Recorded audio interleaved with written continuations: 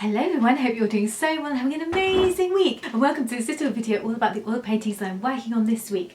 Also, there will be a little Q&A at the end of this video. Thank you so much for incredible comments on my last videos, and don't forget to like and subscribe if you are new. I feel like this week has gone so quick. What is going on? And the weather here in England is so horrible, and it's supposed to be March, like it's the end of March. You would think things would have improved by now. But no, I'm not kidding actually. Today when it was raining, I swear I saw snow. Like I saw pieces of snow falling through the rain. I'm not joking, I'm not kidding. It wasn't my imagination. Snow at the end of March. Yeah.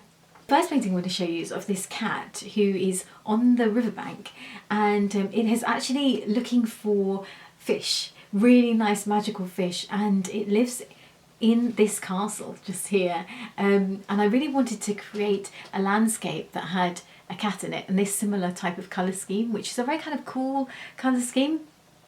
In the past I've always stuck to very strong earth tones, like burnt umbers and burnt sienna, transparent red oxide, what are the other ones, ochres, all the ochres, so yellow ochre, that's actually the only ochre I use, brown ochre, and so doing this sort of colour scheme is like a more cooler palette is definitely out of my comfort zone, and I'm always afraid to experiment with them, but I do think it's coming off pretty well. And so yeah, so let me know if you think this is a good colour palette, but it just kind of reminds me as well of the weather at the moment, which is really misty and basically dreary, but it kind of has a mystery about it. Next painting is of a fawn, another fawn. I showed a fawn last week.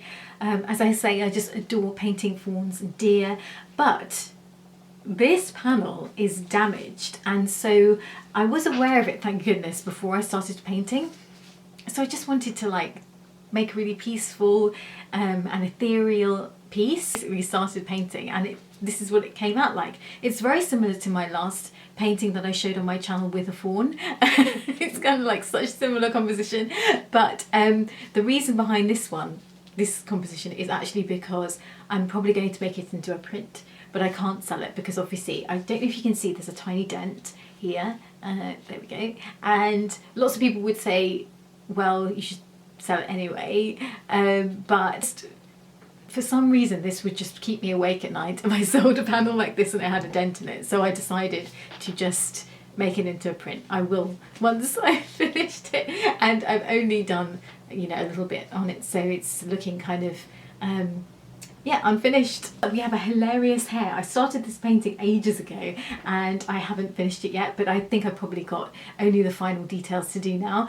And actually it's all about, I don't think you can see because the camera keeps blurring, hold on. The lens is very sneaky. Okay, there we go. So the story behind this piece was all about this hare that would time people when they went into his maze. So the maze is just behind where he's standing, and if they didn't get out of the maze in time, he would shut the gate and lock them in. So any traveller that came past, he would basically like tell them, oh, go in the maze and see if you can find the way out. And so they just think it's a load of fun and that they'll be, you know, there for a short time, but if they can't find the way out in the time that he's given, that he tells them, he just shuts the door. Finally, we have the painting which is in the thumbnail, and it is of this reclining, resting unicorn, and he lives in this castle here. Let me just show you, just over here. But there is an ogre that lives in the castle too, and the unicorn desperately wants to escape because he absolutely hates his owner, which is this ogre who's always, you know, sending him out on long treks to, you know, plunder villages. And so this unicorn is just like, I've had enough. So finally he gets the opportunity at night,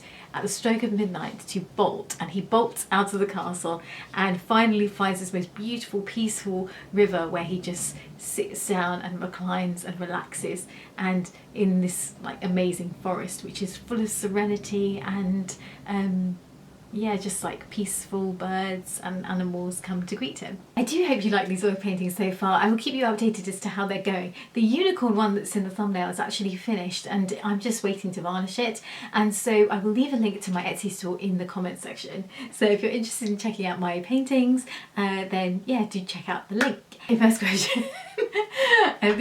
These questions are from healthmag.com/life/funny questions to ask friends. Insightful. So okay, here we go. Who was your first celebrity crush? This is a cringy answer, just beware. I mean, it wasn't Justin Bieber, thank goodness. I tried really hard to be edgy. So when I was younger, I thought I would be cool, and so it was probably Kurt Cobain. It was actually, although I do really love rock music and I do really love Nirvana's music, at the time I was trying to really fit in with crowds that were not mainstream, and I thought that if I, you know, had those sorts of interests, so I would be not mainstream, but I would still be cool enough to be accepted into society.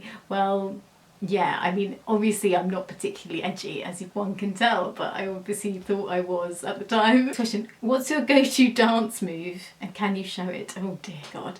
Well, I've got into the habit of doing this, which is really, really terrible, it's really cringe, and then I'm going to play some music now.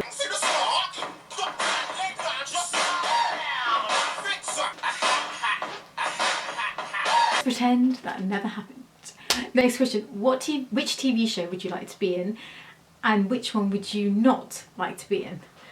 So this TV show has actually been cancelled, but I really wanted to go on Golden Balls. Now, if you're from England, you will know this show. I just remember it was hosted by Jasper Carrott, and what was so funny about it was basically just like a game show, normal game show, but you had all these golden balls in front of you and you had to pick them. I mean, literally, like, there was no real skill involved. What I just found so funny about the show was the whole premise was essentially like Deal or No Deal. It was all luck, and like you just sort of, it's basically like picking something out of a hat. Like, you know, you just pick random balls and then it was lucky if you had picked really high numbers. The funniest part of the show was that there would be one ball at the end in the middle and there would be two contestants, and then they had to decide between each other if they were going to split the money that was in that ball that they opened,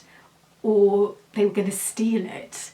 See, this is the thing, it's so controversial. So so Jasper Carrott would open the ball at the end and it may have like, I don't know, 10p in it or something, or it may have like £3,000 or even more than that, and so they had to decide between them. So they would like do a bargaining thing, like, oh, I feel like that was why the show got cancelled. I feel like people may have called in and said it was immoral. That someone had stolen all the money at the end and they promised the other contestant, I'll share it with you, we'll share it together, we'll be lifelong friends.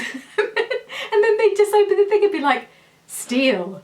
Haha. So I also really wanted to be the banker in Deal or No Deal, just because it would be the most hilarious job. I would just do it to troll Noel Edmonds. So every time he would ring and be like, what's your offer or whatever, I'd be like, I've taken all your money and run. Thank you so much for watching. I hope you enjoyed this video. I know it was a bit of a ramble, but I will see you soon and take care, guys.